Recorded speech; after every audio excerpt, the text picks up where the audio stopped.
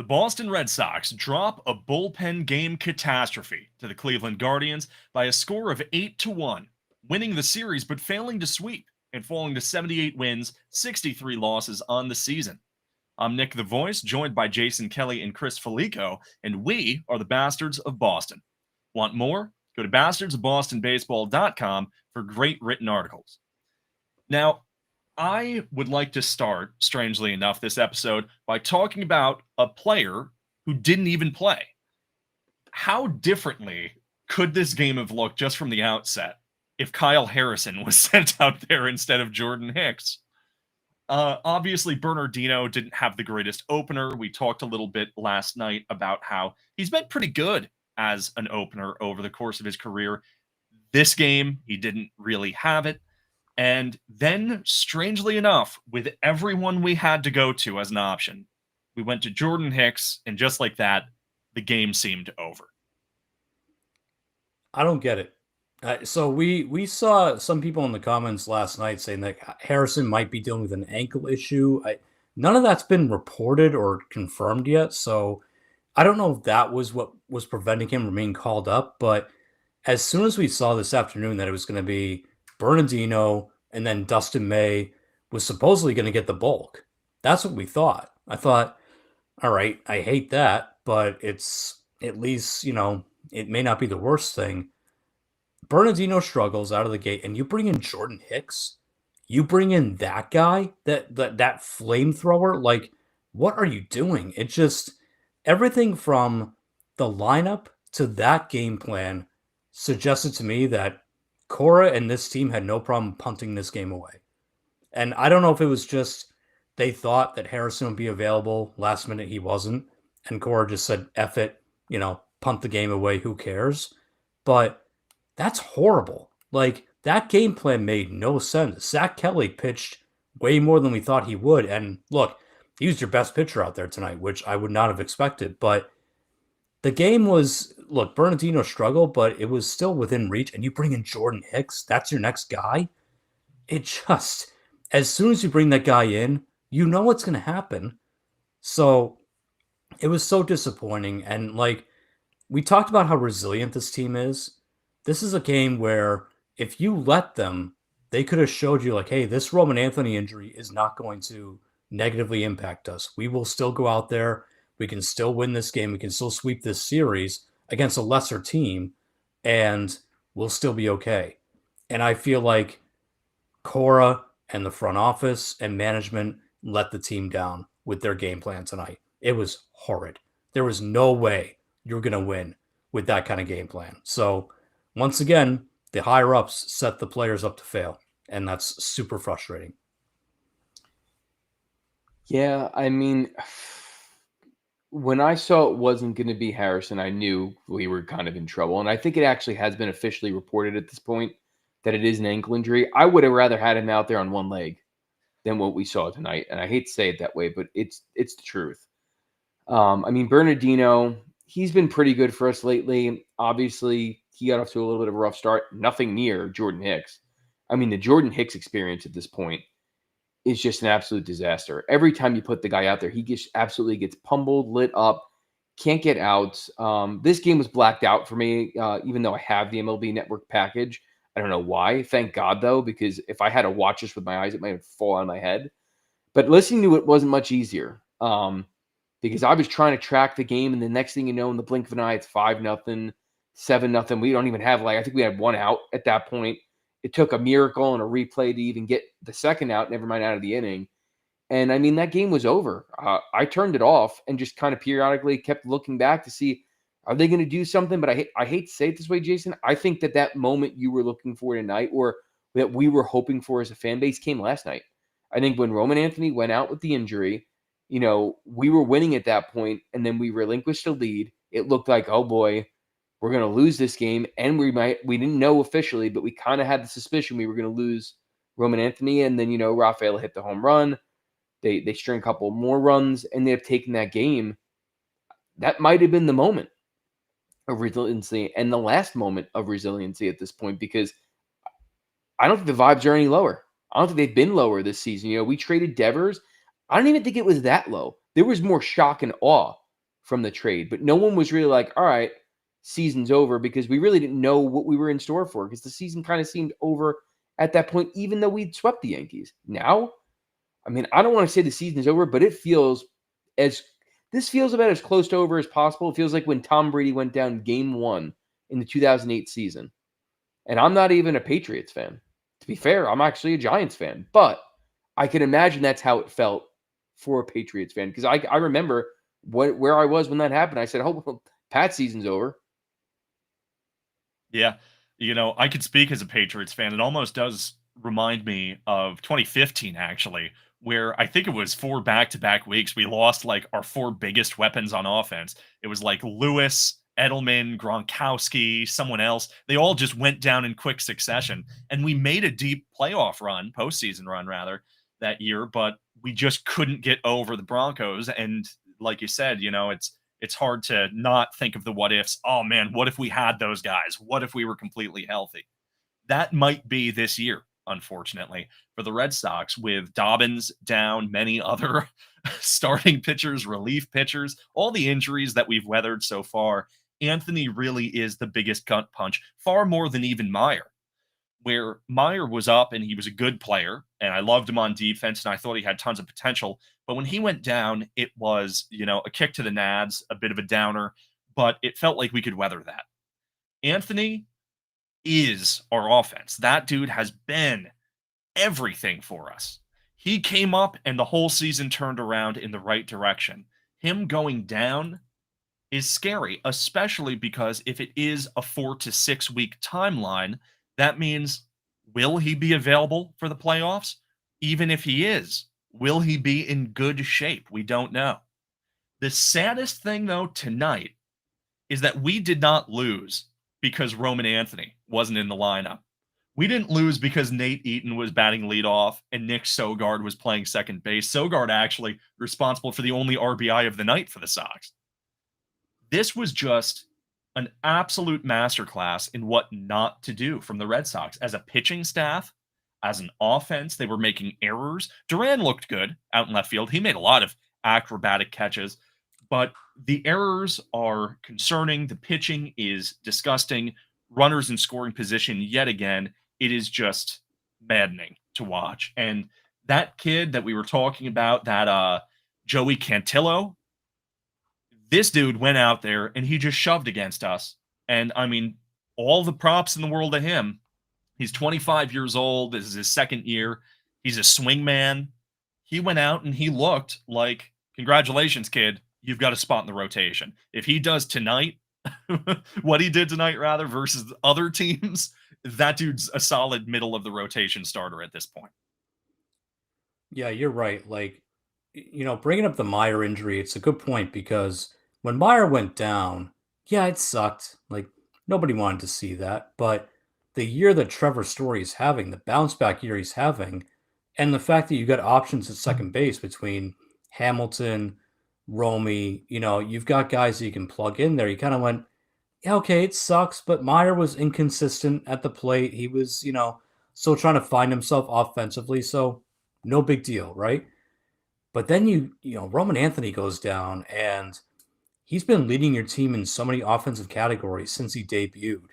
Like, he hasn't been up there that long. Like, it's not like he debuted in June. Like, he's been up here, not that long, and he's already far exceeding some of your veteran players and some of your mainstays in the lineup. So for him to go down, it is a lot more impactful, but I was really looking forward to, again, that resilience, right? Okay, we lost Roman, and, you hear the clips from the players last night, especially Bregman, saying like, man, it was a gut punch to see him go down. Like, they knew that he was going to be out for a while, and I was looking forward to seeing this team come out, especially against, and Cantil is a decent pitcher, but he's a guy who's been reliever, starter, like, Cleveland's still kind of experimenting with him, and you've got your quote-unquote lefty killer lineup out there. They didn't kill the lefty tonight. The lefty killed them, and their bullpen and their pitching staff killed them. So to me, that was a disappointing part. It's like, you have a big injury like that to a young kid that everyone recognizes how good he is and the talent that he is and how legit he is. Obviously, that's hard to get over, but we talked about it on the show last night. This team has depth, especially in the outfield. Nate Eaton is not a bad depth outfielder. Like, he's a good guy to have. Wilyer Abreu will be back at some point. It's not going well in terms of his rehab, but he will be back. You still got Yoshida there. Like, if he can start to string some hits together. And remember how I mentioned last night that if he can start to play every day, maybe he gets his swing back, immediately Cora benches him. Because, of course, there's a lefty on the mound. Can't play him against lefties. But either way, this team has a depth in the outfield. You can survive Roman Anthony going down for a month, but you can't survive giving up 7 runs in an inning and a half to a bad offensive Guardians team. You cannot do it. And that's what did them in tonight. So that was the disappointing part. It's just you had a chance to bounce back and kind of show that this isn't going to do us in. We can still go after the division. And you went the complete opposite direction. You got your asses kicked. And, early in the night, Toronto was getting their asses kicked. You know what they did? They rallied. They rallied again. And part of that, Cincinnati's a pathetic team, but they rallied again. They were down 5-6-0 in the first inning. They rallied, and I think I don't know if they officially won, but they're about to if they haven't officially. So they can rally. They can win. That's the team you're chasing. That's the example you have to look at.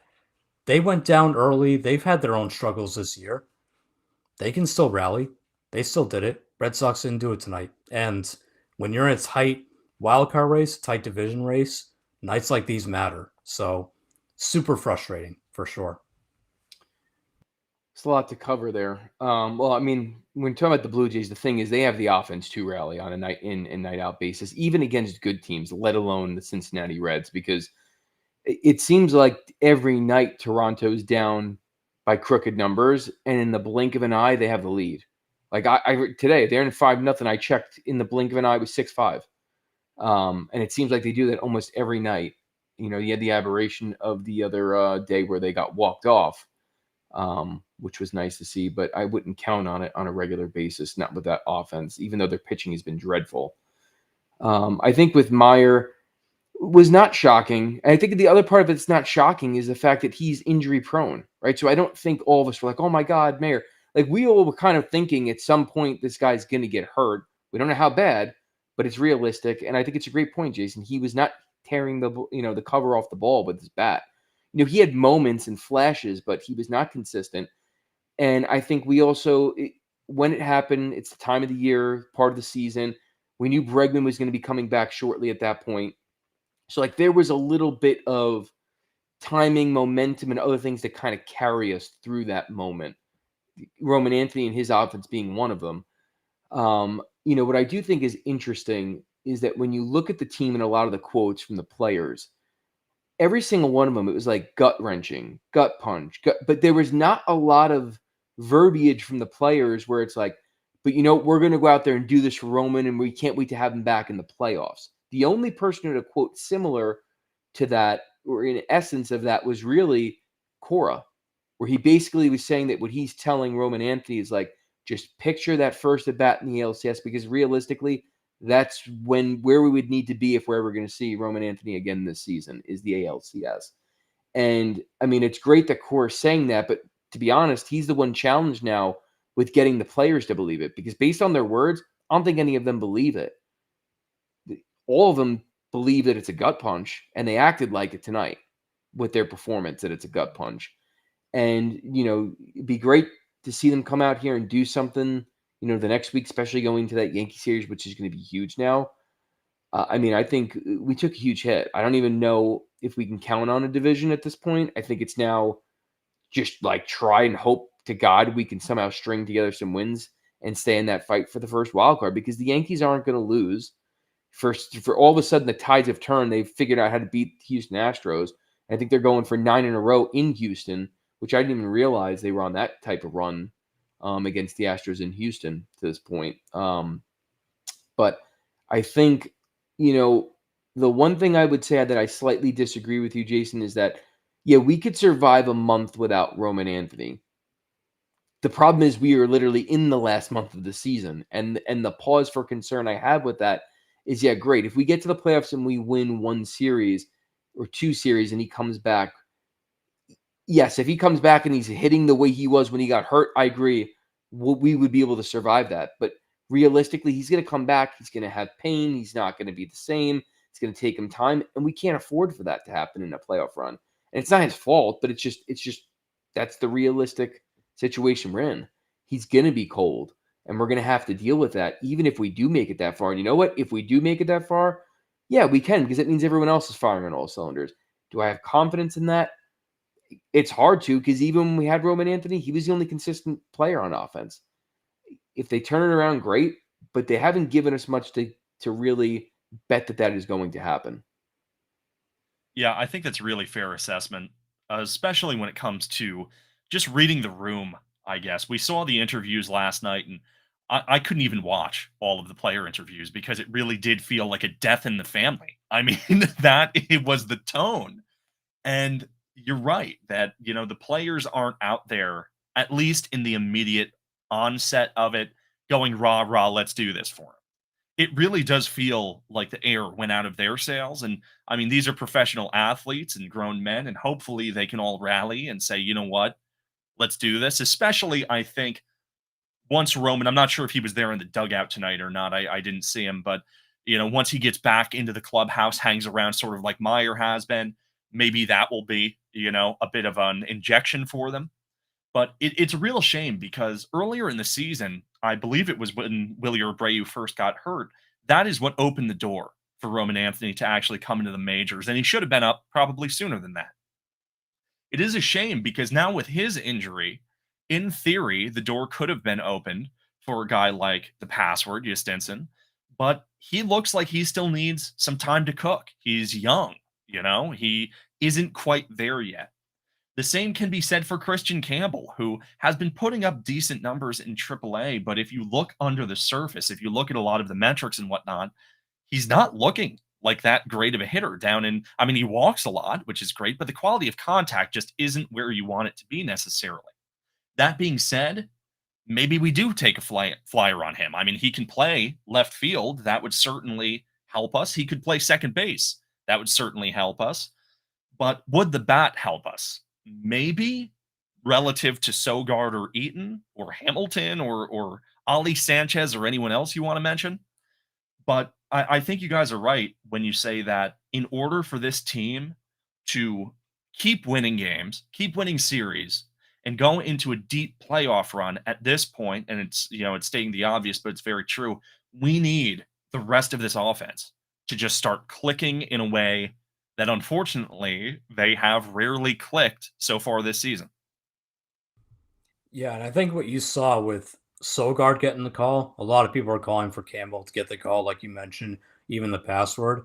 I think Cora is kind of playing it safe. Again, the Red Sox are in a playoff position right now. So, it's not the best position you could ask for, but they are in it. Like it's not like the Giants that are 5 games out of the wild card where, you've got to really put your, pedal to the metal and really go for it.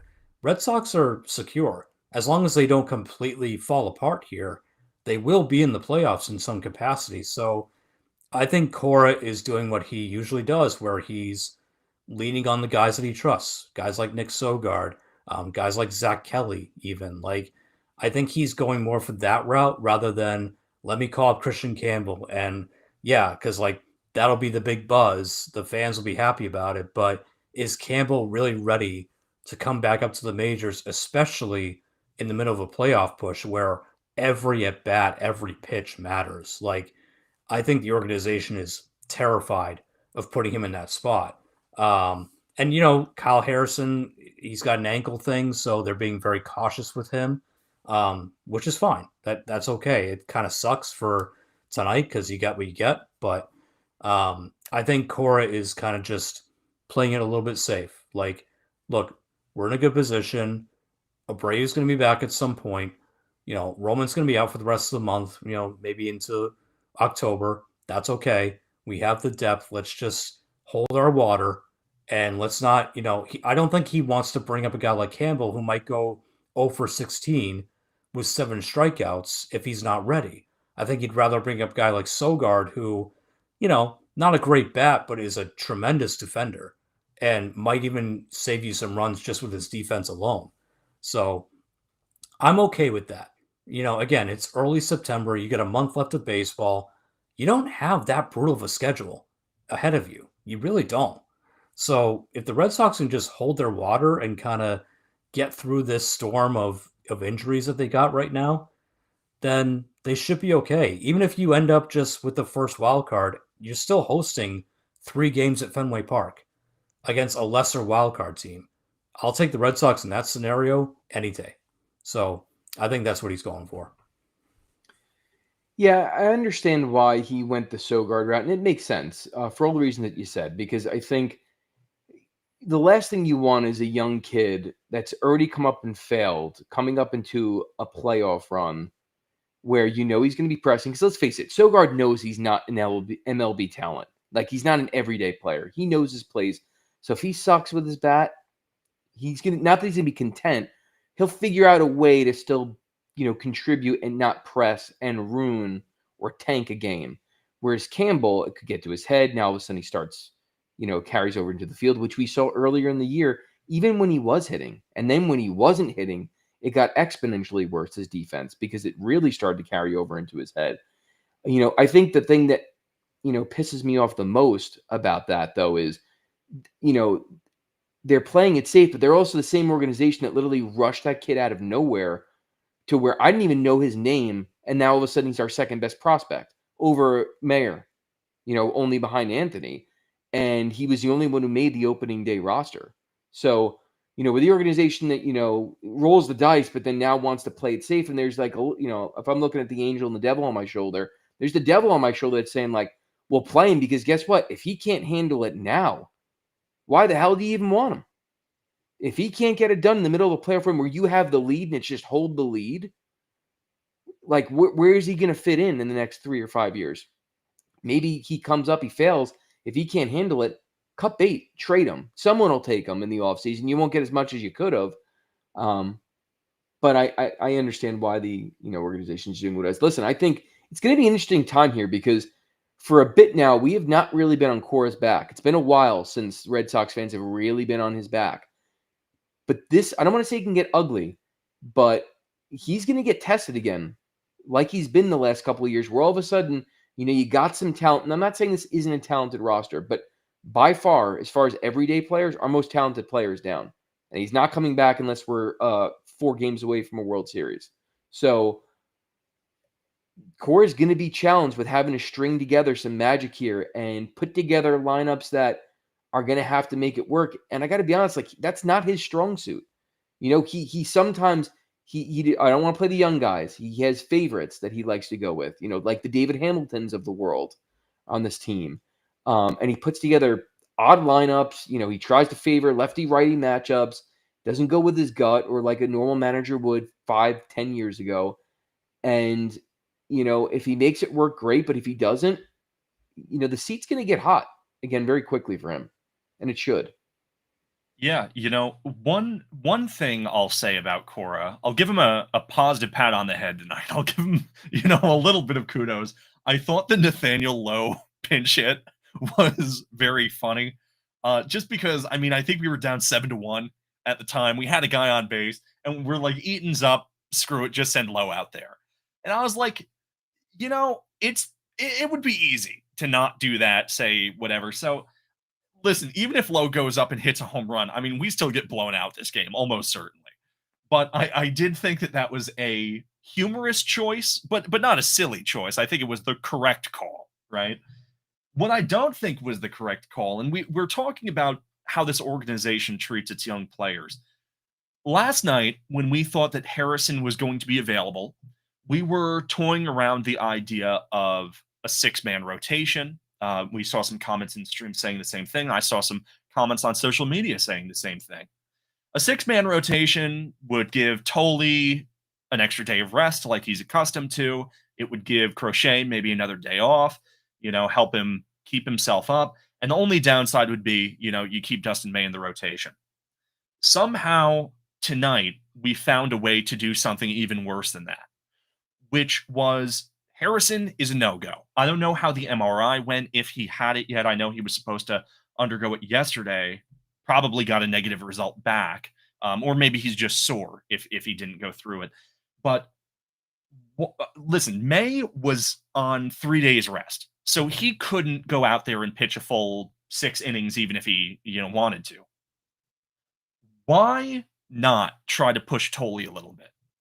Why not send him out there even for 4 innings and see how he feels, see how he does? It was just so strange to go from Bernardino to Hicks when Bernardino seemed to be the plan for Harrison. And when Harrison was a no-go, we sort of stuck with that plan. And I mean, Bernie just pitched last night. We don't know how he was feeling today. Hicks is a walking white flag. The guy is terrible. His ERA is ever inflating. He's a project. He's the definition of a project at this point. And when he's a project pitcher, it's like the equivalent of buying a house that's like littered with black mold. And so you have to tear down everything and just essentially rebuild it using the foundation, right? Kudos to Zach Kelly and Dustin May for coming out and doing what they did. I sort of wish that they could have done that at the start of the game rather than at the end of it when it was out of reach. Zach Kelly pitched 4 innings, 4 strikeouts, only 2 hits, no runs allowed. Dustin May got bailed out on defense. He didn't look good at all, but at least he 8 innings. I mean, Hicks was atrocious. Matz didn't look sharp. Bernie didn't look sharp. And it's just strange to put your worst foot forward in a game like this. That really does read like a scheduled loss. Yeah, and I wonder, okay, if Bernardino was the scheduled opener, right? Did they like him being the lefty because of that part of the Cleveland lineup? Okay, where was Justin Wilson? Yeah, he hasn't pitched in quite a while. Could he not have been your opener instead of Bernardino, who pitched literally last night? I know that he didn't have, a big workload last night, but that's 2 nights in a row for a guy that we've been saying all year, his arm's going to fall off if Cora keeps doing this. He was one of his most used pitchers in the first half of the season. So, yeah, I feel like that was a good second guess. And then you mentioned Zach Kelly. Why not just have him open? Because he was probably the freshest of them all. So, and he put in the best performance. Now, not to say that he would have replicated that if he, started the whole game, but who knows? If he gave you 4 scoreless to start the game, we may have a whole different outcome here. So, yeah, it just felt like they were leaning on, okay, it's going to be Harrison. Oh, he's got an ankle thing. Oh, he's got to get an MRI. Oh, okay, now we got to pivot. I'll just have Bernardino open and I'll figure it out. I don't know. I'll just, I'll just play it by ear. I'll just, flap the seat of my pants. It just felt like a Cora, you know what? We got the off day. We're traveling. Who cares? I'll figure it out. It's Cleveland. I'm not worried. And then they just get toasted. And he's sitting there like a deer in the headlights going, well, okay, that didn't work. I don't know. What do you want from me? And he'll do the classic Cora press conference where he'll go, well, we've had some injuries, right? And, it's the roster we're given, right? And, tough games and, just got to get back there tomorrow. No, dude, you had a chance. And granted, I know Toronto came back, as I said earlier, but you had a chance to gain some ground and just solidify your position against a lesser team. That's the thing. You're facing lesser teams than you right now. Don't just punt away games because things get a little bit complicated. This roster, this team is still good enough that you should be able to win a game like this. And I felt like Cora just pissed it away. I hated the structure of the pitchers that he was bringing in. It just felt like he didn't have the answers. He didn't get Harrison like he wanted. So he's like, well, okay, now I'm just going to throw spaghetti against the wall and see what sticks. And nothing stuck. He got crushed. So don't pull that crap against Oakland and, some of these other lesser opponents you're going to be facing here going forward, because those are games that you should bank in your win column to help you either solidify the wild card or get closer to the division. Don't punt games in September. That's so annoying.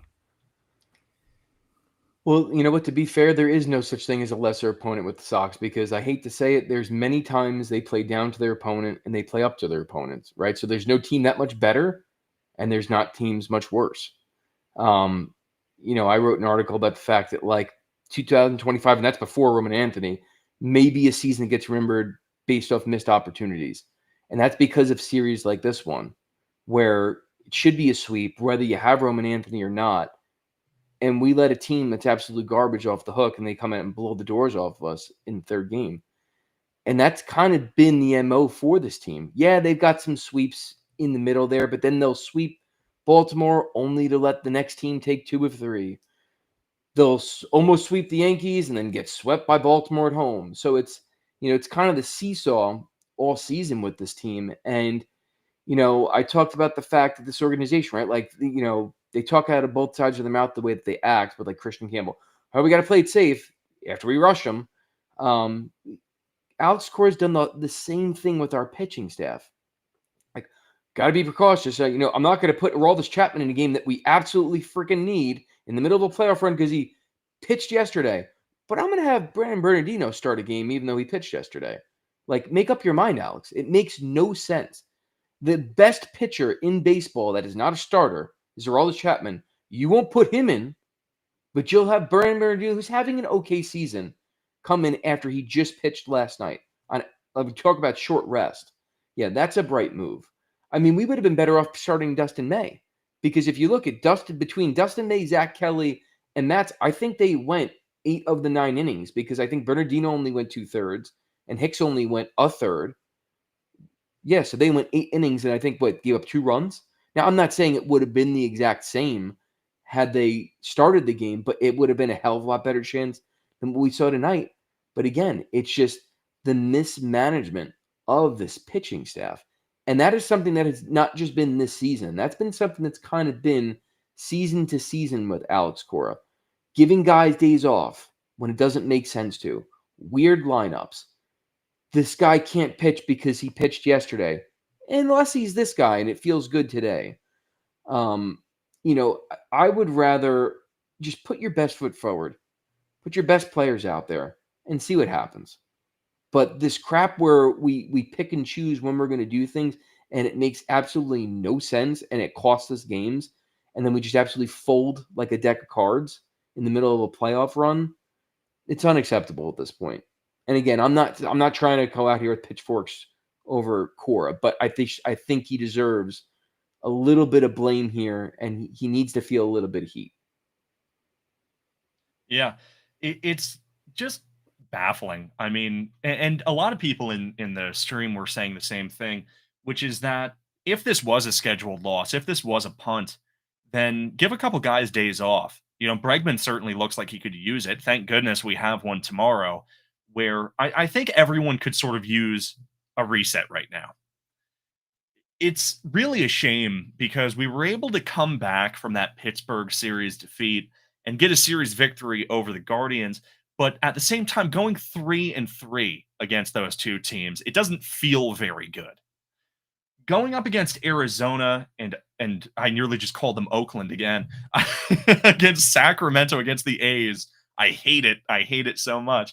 But going up against the Athletics and the Diamondbacks, in theory, this should be a successful road trip. In theory, these should be some not free W's, but good W's, good opportunities that we can get. We have a strong rotation, good matchups going into it, which we'll get into later.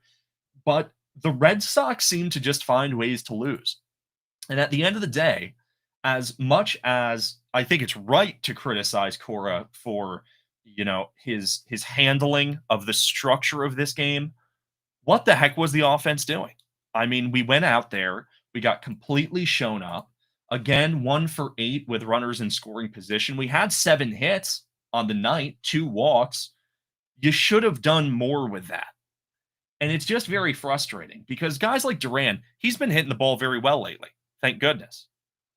Seti's been coming around a little bit, but overall, I mean, the Story continues to do well. But overall, I mean, the top of this lineup going forward, we need Bregman to get back to where he was, which I have faith he will.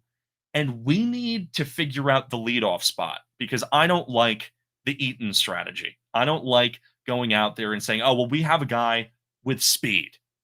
That's a 1970s approach. I want a guy who gets on base. At this point, maybe Duran deserves the leadoff spot back. Maybe he's just the best option. I'm not sure. I'm glad you brought up Bregman because he is going to be so key going forward. He's been in a massive slump lately, and nobody wants to talk about it because he's had such a great year despite the injury, and we all want him back. But this is a guy that we were talking about around the trade deadline, being like, man, hope he doesn't opt out that contract because he's been so good, and he has such a strong first half. Well, down the stretch here, when you got guys dropping like flies and you need offense, he hasn't been providing it. I can't remember, and maybe it was more recent than I thought. I can't remember the last time he hit a home run. When was Alex Bregman's last home run? Like, it feels like it's been at least a week, maybe more. I don't know. But it feels like that maybe that quad is biting at him again because he doesn't look great running. He doesn't look very comfortable, in the field at times. And look, he came back as soon as he could, but an injury like that, it can bother you again. Even weeks, months later, it can creep up again where you're going, oof, I feel it tugging at me. So it's going to be important to get him his rest. I will say, I know people are saying, why not just rest him tonight? To be fair, Cora did DH him. So he didn't have him play the field. He DH'd him with a day off tomorrow. They got a long flight out to the West Coast tomorrow. So I don't mind that. You don't want to completely sacrifice your offense because if you took Bregman out, looking at the rest of that lineup, that would really be a punt. I would have gone in being like, I'm not even watching at this point. That would have been a joke of a lineup if Bregman wasn't in there at DH. So as much as I want Yoshida getting at bats, if it was Yoshida in there instead of Bregman tonight, I'm not sure I would have even tuned in because that was a horrible lineup. So I think Cora's doing his best in terms of trying to manage guys like that who need a little bit of rest. Duran and Cedon are streaky hitters to begin with. He's dealing with the Abreu situation. It's just hard. We've talked about it all year. This offense is very inconsistent. And at times, they look great. The game, 2 nights ago where they rally, they're down and they keep rallying and, they kind of put Cleveland to bed. They have the ability to do that. But then they have nights like tonight where some guys need some rest and, it's a different lineup and they look putrid. They look, just absolutely like a 4A team. So it's going to be tough, but you've got such an opportunity here with this West Coast trip. Arizona and the Athletics, they both sold at the deadline. They're not good teams. You should win at least 4 games on this trip. If you don't win at least 4, something is very, very wrong. If they go even 3-3, or if they go even worse than that, 2-4, then man, something's really off. So they still have a chance to really make up some ground, really solidify their playoff spot. Again, even if it's just a wild card, fine. Take that first wild card spot, have those games at home. You're a good home team. That's not the worst case scenario. So they should absolutely be seizing on that because the schedule when they get back, it's not terrible, but it's not easy. New York, Athletics, Tampa, Toronto, Detroit. 3 out of 4 of those teams are playoff teams. So make up the ground this weekend. Don't mess around. Get those wins. And then survive the storm the last couple of weeks because you got to hang on to your playoff position right now. Yeah, the offense has been wildly inconsistent all season long. They were able to withstand the fact that they lost their best hitter when they lost Evers at that time, especially with Bregman going down. But then Roman Anthony, that's essentially created the ascension of Roman Anthony to this point. I'm glad that you brought up Jason Bregman because you can make the argument that Bregman, Rafael, and Narvaez have been absolutely colder than a freezer at this point. Bregman still makes the flashy plays defensively, right? So I think he gets a little bit of slack and here, and we've been winning. Otherwise, I think everyone would be talking about it. But he's still doing something with his glove. Rafael has always done something with his glove. And your point, he's very streaky. And the difference between him and Bregman is he still has, over the last couple, even like the last month and a half, come up with those clutch home runs every so often that saves games. So it's like, all right, can't get on him. And then Narvaez, defensively, he's kind of slipped second half of the season, but he's got a lot of miles, I'm sure, on those knees, especially since Wong was doing absolutely nothing the first half. So he was getting a little bit of a pass. But now, none of them are going to get a pass because we can't afford for any of them, let alone all three of them, to be swinging the bat the way that they're doing. They really have to just, buckle down and figure it out, especially Bregman, because, the only upside I could potentially say is the fact that he's actually getting himself to position. He's not going to opt out because no one is going to want him if he continues to perform like this, especially when we're in a playoff position. And depending on how our season ends, like if he ends cold and he comes up and he's just striking out and he's not driving in runs, I wouldn't want him. I mean, the Red Sox might not even want him at that point. But Rafael, that's always kind of been who he is, so I'm not overly concerned there. But Narvaez, we were all talking about the fact that like this guy could have been like diamond in the rough, really made us feel better about Kyle Teal, ended up in that Crochet deal.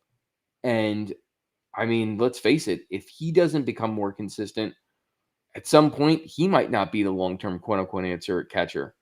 And then that trade with Kyle Teal, in which a lot of us, and I said it from day one, I wished it was Mayer at that time, only because of the fear of Mayer getting hurt, and now we are living it, is going to sting a lot more if Narvaez doesn't help make us forget.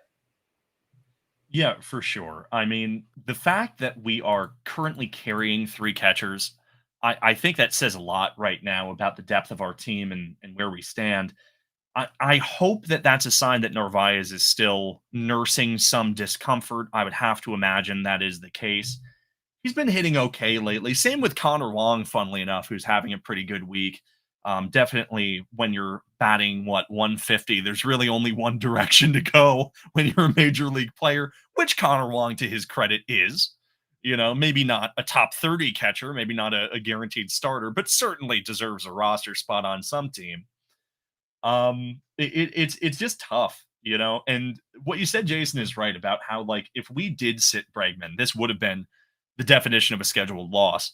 And the sad thing is that me calling this a scheduled loss is somewhat tongue in cheek because there's very few things as a scheduled loss. Very rarely does a team truly punt. And the sad reality of this game is that I genuinely do believe that we went into this thinking, all right, let's give ourselves a chance. Let's try to win this. And the outcome was finishing not even two full innings, 1.5 innings, down 7-0, and that was a pit we unfortunately just couldn't recover from. It could have been worse if Duran wasn't making those plays out in left field for Dustin May. Certainly, I don't know what we're going to do with that guy. I'm still curious why we made that trade to begin with. The deadline acquisitions have been overall a bust. I mean, sending Tibbs for May, essentially saying that May and Hicks are a return for Devers until Harrison is unveiled. Fortunately, Harrison is young, but that sore ankle definitely is a big downer so far on this season. What could have been a very heroic tale in his story, a chapter in his book, ends up being a big wet fart, which the Sox have been doing a lot of this year. The record is still good. The standings are still good.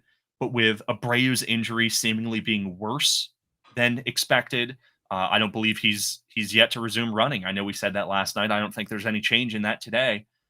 And now with Anthony going out, with the password not being ready, with Campbell likely not being ready, it really does seem like if this team is going to make a deep run, you need heroes.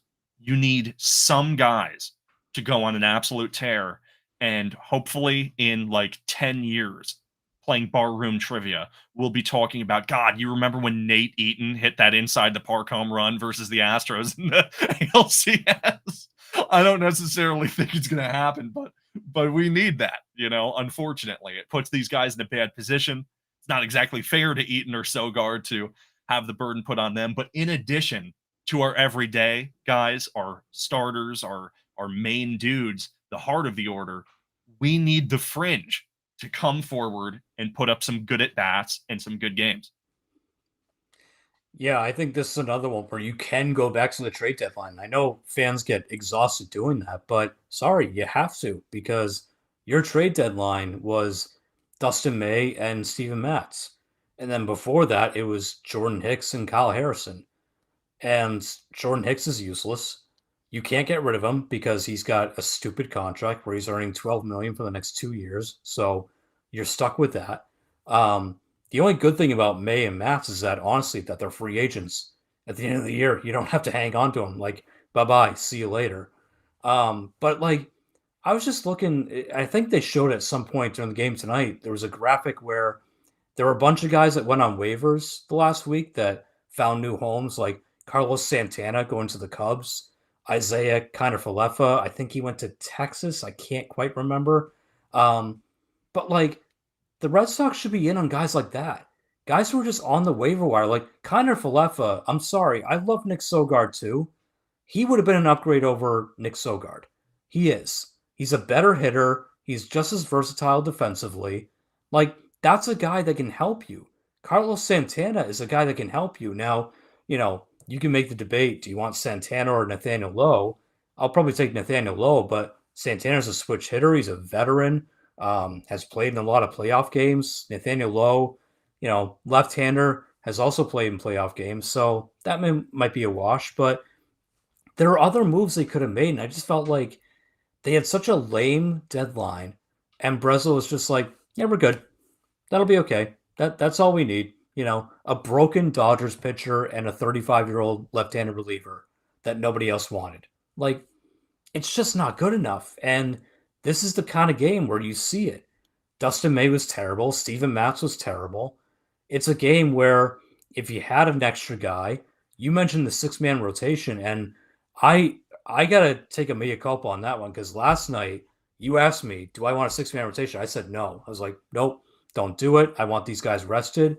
Now looking at it, I wouldn't mind a six starter, like a dependable six starter, not Dustin May, but just someone who can give you 5 innings of just, not trash baseball so that Garrett Crochet can get some rest.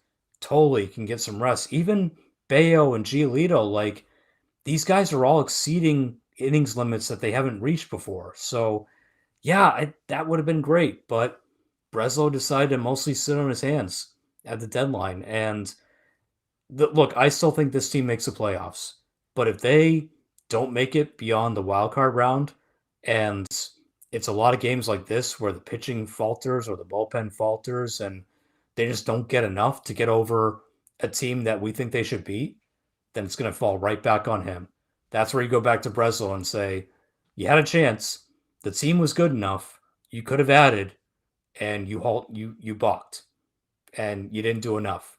So how can we trust you in the winter to do the right thing again? How can we trust you next summer if this team is once again in a playoff position or at least contending? How can we trust you to add because you balked again?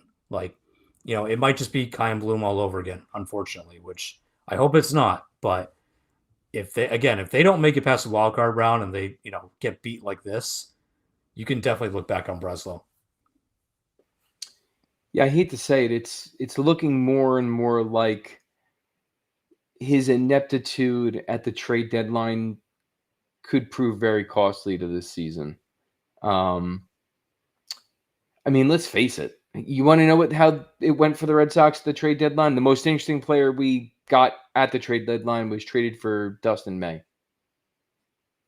Tibbs was the only one where I was like, all right, that might be something down the road. Harrison, maybe, but like Tibbs was the one I was excited about. And we gave him up for Dustin May, who's done nothing.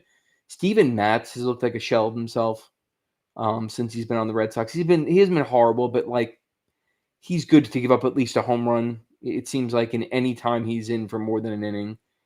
And you know what? Here's a name that we haven't talked about, and I don't know what is he in witness protection? Cooper Criswell. Guy came up and was absolutely phenomenal for us the one time we called him up. We're talking about doing 6-man, 7-man rotations, Put him in. Like, I don't even know why that's not on the table. So I think Criswell has like a lat strain he's been dealing with. He's not figured. like on an IL or anything, but yeah, I don't think he's fully healthy. So because that's who I would have called up too. But I think he's got a lat thing going No, on. you're right. I'm actually looking right now. He's on the injured 7 day. But you know what? We've been going through this for more than 7 days, to be fair. But I appreciate you correcting me, Jason. But when he comes off, you know what the truth is? I don't even think we would call him up. I have no confidence that would even cross someone's mind in this organization. Like, let's see. Should we bring up the guy who basically shut out a team for us on a day's notice? No, let's let him cook in AAA. I mean, right now, I hate to say it, there's days with the Red Sox looking at their starting pitching and even the lineup we're fielding sometimes. It's like we're not a AAA team, but like we're a 4A team if it existed. That's how it feels. But something's got to give. So, both of you said it. Yeah, the Sox need some unsung hero you need the Steve Pierce moment. Someone who's going to come out of nowhere and be your World Series hero, be JBJ in ALCS. I don't expect it, but we surely need it. Yeah. I think as everyone knows, I'm a Cooper Criswell truther. I'm it is a shame because I mean it's like everyone I want gets injured. At the trade deadline it was Bubic, and then it was me saying, "Oh, get Bueller out of here. Get Bueller out of here. Bring up Criswell," and Criswell of course gets hurt. I mean, Criswell's a guy who you look at his career splits, he's got a 3.54 ERA in the starting rotation. Only in 21 starts, but to me, that screams give the guy a chance. The idea of a six-man rotation with a healthy Criswell, a healthy Harrison, and a guy like Tolley, I mean, that would certainly solve our problems, right? But unfortunately, that seems to be the nature of the game this year for us, and it is every year really, but injuries just seem to come at the worst time to the worst people, and we've certainly seen that quite often. I agree with what you said, Jason, about maybe hunting on the waiver wire. I wonder why the Sox aren't a little more active on that. You have to wonder, is it just a money thing? Could a few $100,000 or maybe a million, wouldn't even really be a million for a lot of these guys. My mind goes back to 2021 with Jose Iglesias, who was coming off a miserable season with the LA Angels. And we took a flyer on him late in the year, so late in the year that he wasn't even playoff eligible. And it's a damn shame that he wasn't, because he ended up coming to the Sox and helping us actually reach the playoffs that year. I can't help but wonder, what would that ALCS have looked like in 2021 if we had a guy like Iglesias, as silly as that is. In 23 games that year, he had a 144 OPS plus. You never know what you're going to get. It's hard for bad players to have good seasons. It's not that hard for a bad player to have a good month. And at this point, I would take that. Who would you rather have had pitching tonight? The combination of Bernardino, Jordan Hicks, Dustin May, Zach Kelly, or Andrew Heaney, who was also on waivers this past week, who you could have had. Again, didn't have a great year, but you put it perfectly, Nick. Bad players can have a good month, especially with a change of scenery in a playoff race. And for a guy like Heaney, who was a veteran, who's looking for a new contract, if he pitched his ass off for the Red Sox, even as a sixth starter, like you mentioned, like stretch out the rotation, he would have earned a contract. Absolutely. So I look at that as like Andrew Heaney was on the waiver wire. He was out there. You could have had him. Didn't want him. Nope. Instead, let's go with Jordan Hicks for a third of an inning for 4 earned runs to just completely bury your team for no reason whatsoever. Like, it just, they should have been more active. And that's, again, that might be inexperience on Breslow's part. Again, he's not done this before. So he might be looking at these guys going, well, okay, like, yeah, but then I got to take someone off the 40-man roster, and I'm not comfortable doing that. Like, is Isaiah Campbell still on the 40-man roster? Because I would send him to Mars, like, today for Andrew Heaney. So, again, I think that's where Breslow's inexperience, like, cost him.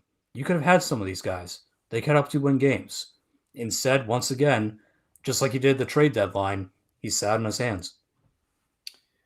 Well, when you mentioned that combo, I would have taken Nick the Voice, Jason Kelly, and Chris Felico compared to what you just said. with zero MLB experience between the three of us. But, I think the reason why they didn't, I don't necessarily know why with pitching. That I don't necessarily even have a thought as to why you wouldn't attempt that. So it's a good point, Jason. And I was thinking the same exact thing, Nick, as far as with, I was talking, I might have been Terry the other day I was talking to after one of our shows, and we talked about Jose Iglesias. And I remember like the impact he had and how disappointed I was when I realized that he would not be able to play for us in the playoffs, because I couldn't agree more. The way he was playing at the end of that season into that playoff run, if we would have had him in the playoffs, maybe we get past the Astros. I don't know. And the Astros were a good team, but like we were pretty damn good. No, a strike three call with Nate Eovaldi away from possibly being up 3-1 in that series. But I'm not gonna rehash that. I think to answer your question as to why they may not is the difference between this team in 2021. We didn't have, but even though that team was better, the backline depth, if any of those guys went down, there wasn't much to be desired back then. And Core was also still relatively new to coming back to us after leaving it the MLB when he basically got thrown out for that year, right? So I think now there's so many guys in the depth that we may not look at and go, oh my God, I have to have this guy. But we have the David Hamiltons, the Nate Eatons. We have all these core guys that he is absolutely in love with that I think like we wouldn't even have Lowe if we had someone else that Core loved that could play first base. Like, let's face it. Thank God we have him, because I actually happen to like Lowe and I've liked what he's done so far. I know that not everyone's, enthused with him, but I thought he's a great pickup and he is playoff eligible because of when we got him. But I think the fact that these guys, because a lot of the guys that Jason was talking about would not be playoff eligible, and there are positions that would basically have to remove the core guys, whether you send them down or just basically DFA them at that point. But I agree with you. Like, we still have guys in this roster that you didn't have to move the core guys. You could get rid of Isaiah Campbell, send him to whatever planet you want to, and fill a position with someone that's going to help us win games, even if it's just the regular season. Because the truth is, those wins may be the difference between wild card 1 or wild card 2. And I hate to say it, if things really spiral, maybe the difference between making the playoffs, not making the playoffs. I've seen teams blow bigger leads in shorter amount of time than the amount of time we have left to play baseball in this regular season with a 5.5 game lead. Most definitely. I really like the name that you threw out there, Jason, of Andrew Heaney. And I think that would have been a really good call because, as Cal just said in the YouTube chat, the Dodgers picked him up off of waivers. And as insult to injury here, not only did he rejoin the Dodgers on a minor league deal, he did so in time to be playoff eligible. I mean, come on. What are we doing here? We take Dustin May from the Dodgers. They get Andrew Heaney. If that dude shows up, even for one inning in the playoffs and does well, I'm going to scream. It does seem sometimes that teams like the Dodgers, they play four-dimensional chess while other teams are playing checkers. And I mean, at this point, that could be a prime example of it. Even if Heaney doesn't turn into anything, they gave themselves an option. And unfortunately, that's an option that the Sox don't have now. Maybe something else will pop up. Maybe there's another waiver wire acquisition to be had. Maybe Jordan Hicks and Dustin May figure it all out. Maybe Kyle Harrison, hopefully, is ready for a spot start next time around in the rotation. But for right now, it's just frustrating. So what do you say we look at the probable matchups here? We have Thursday off. Thank goodness. I think that this will be a much needed break for the guys, as we discussed before. And it is a West Coast trip, but we're starting a little bit softer rather than going all the way to California. We are making a pit stop in Arizona. It's so funny because before this, I was saying to Chris, I was trying to pull up the Diamondbacks on Baseball Savant, and I'm like, why doesn't this team exist? Diamond, nothing comes up. Diamondbacks, I'm like, am I spelling them wrong?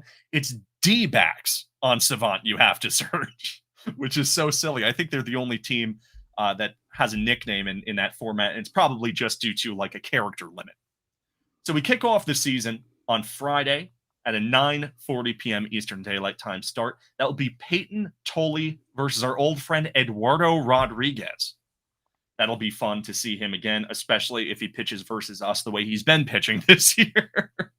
On Saturday, we have an 8:10 p.m. start. That will be Lucas Giolito versus Brandon Fought. I believe I saw it's pronounced.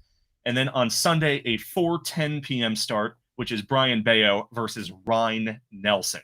How do you guys feel going into this trio of games? I feel pretty confident. I think the pitching matchups work in your favor. Obviously, Arizona sold at the deadline.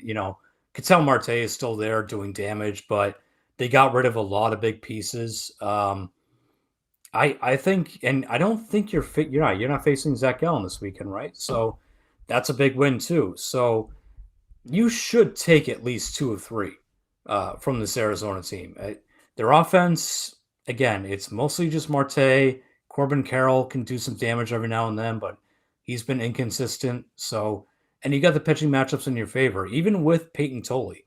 Like, I trust Peyton Tolley more than I trust Eduardo Rodriguez at this point in their careers. So you got to at least take 2 of 3. I would love a sweep. I think a sweep is ideal because, again, this is a team you should beat up on. They punted. They gave up this season. You did, but we just went over how your deadline went. So, but I don't have a sweep off the table, but I'll say this: 2 of 3 should be the minimum. You do anything less than that, that's an embarrassment. Oh, anything less than 2 or 3 is hit the panic button at this point. Because I agree with you, the pitching matchups favor us pretty heavily, although I would not be shocked. It would be so Red Sox and so Erod for him to just come in and just absolutely dish. And, Peyton Tolley might do well, but, let's face it, our offense isn't that good. We were saying, their offense is all Marte. Well, our offense was all Roman Anthony, and now that's off the table. So Marte might be better than anything we have the way it's been going lately, although everyone playing to their potential, I would take Bregman over Marte. But I expect 2 out of 3. Yeah, is it off the table, a sweep? No, I don't expect it. I don't expect them to sweep anyone, even when they had Roman Anthony. It's been that type of year. So I'm going to say 2 of 3, but by God, if it's less than that, smash the panic button. Yeah, I agree. I look at this and all the matchups favor us. Rodriguez and Fought are not good pitchers. They haven't been pitching well lately. They haven't been pitching well all season. Ryan Nelson is decent, but I have some faith in Bayo to maybe outduel him. A sweep is on the table. I'm going to assume we find a way to lose one of these games because Arizona is playing good baseball. That's really my only hang up with them. Is they're coming off a series win against the Rangers and the Dodgers, surprisingly enough. And before that, they actually split a 4-game series versus the Brewers. So, unfortunately, maybe we're catching the D-backs at the wrong time. But as far as the on-paper talent is concerned, I do think that we have a big advantage here. This really is a way for us to take the day off, go into this series, start the road trip right. Just win 2 out of 3, position yourself to go into Sacramento. I nearly said Oakland again, and hopefully get the ball rolling a little bit to make this final push towards the playoffs. But we'll see. Any closing thoughts, guys? I'll just say this: Alex Bregman will break his home run drought this weekend. He's going to hit one in Arizona. I don't know against who. So if you're betting on DraftKings, don't ask me. I don't know. It could be against Eduardo. It could be the Saturday game, but it'll happen this weekend. Yeah, go Sox. That's my closing thought. Yeah, I like that call. Maybe against Brandon Fought. He's given up some hard contact this year. So fingers crossed. Thank you, everyone, for listening. Definitely a downer of a game, but some silver linings here and there. Hopefully we can weather this storm. I've been Nick, joined by Jason and Chris. We have been the Bastards of Boston. Thank you so much for joining us. Let's go Red Sox. Take care, everyone.